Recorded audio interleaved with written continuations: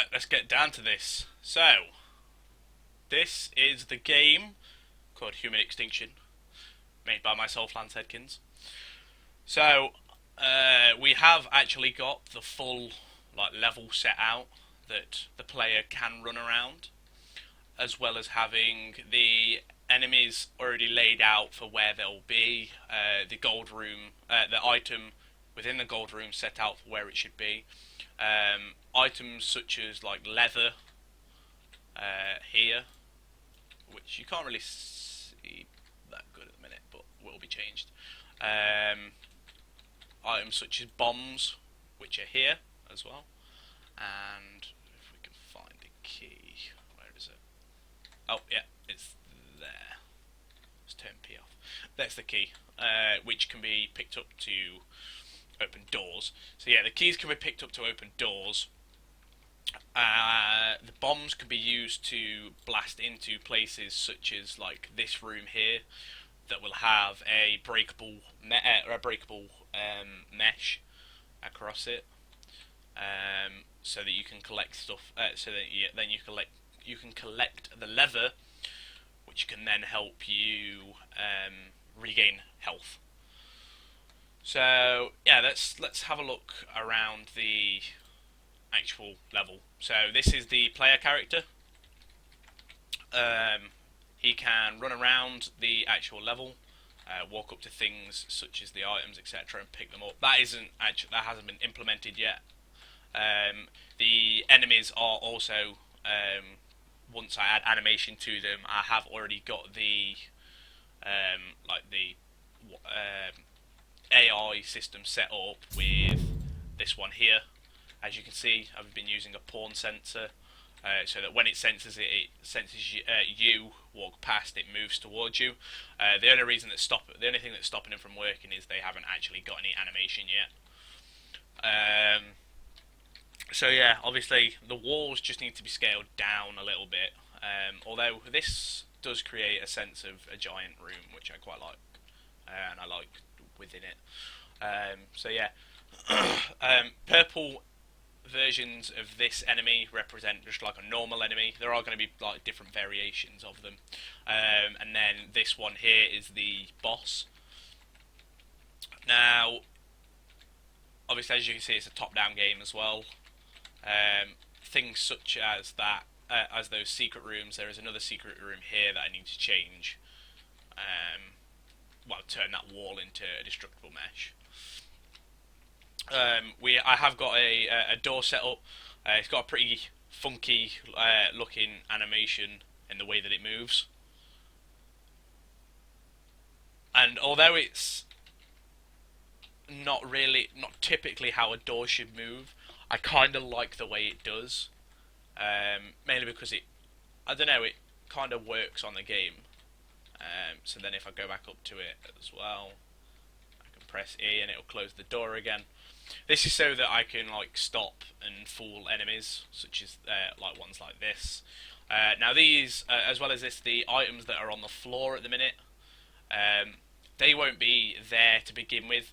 Only once you've defeated these enemies within this room will they actually appear.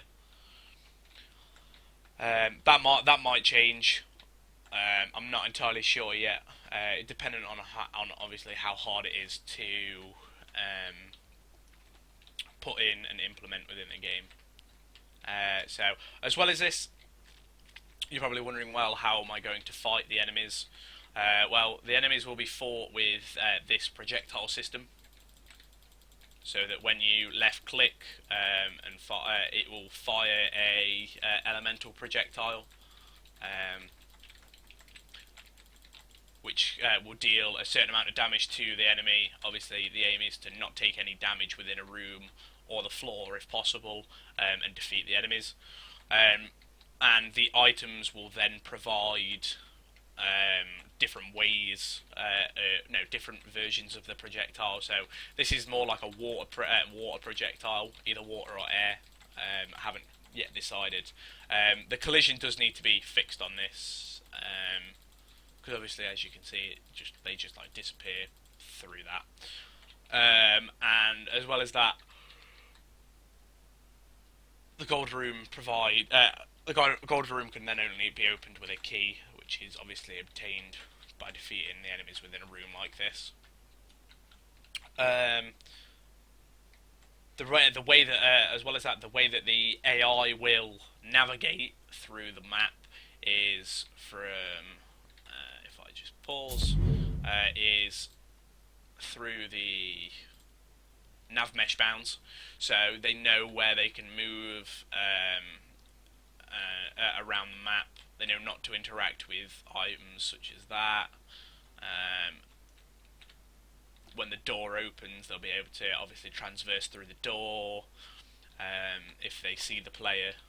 So the obviously one of the things that I wanted to do is also implement different ways of completing the level as well. So obviously you can go that way, or you can go this way. This way can obviously be quicker, but the aim of it is that this door here for the boss. No, the actual end level, the actual end of the level won't show up until all of these enemies have been defeated. Therefore, extending the gameplay as well. It creates a challenge because you might be able to take on obviously this room and this room and come straight down to the boss, defeat the boss, but then you've then got to come into more confined areas like this and this, as well as these.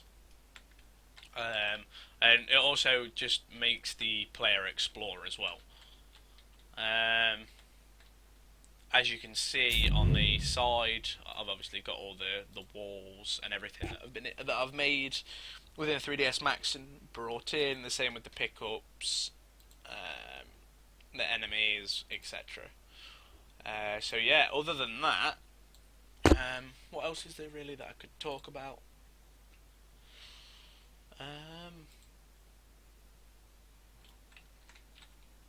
Apart from a look round like this, obviously this door will be changed because obviously this is.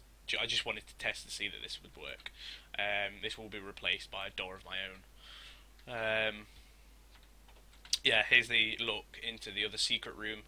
The idea with this secret room is that it'll have a destructible mesh around there, and then you'll place a bomb against it, and it will destroy it. It will only interact with bombs.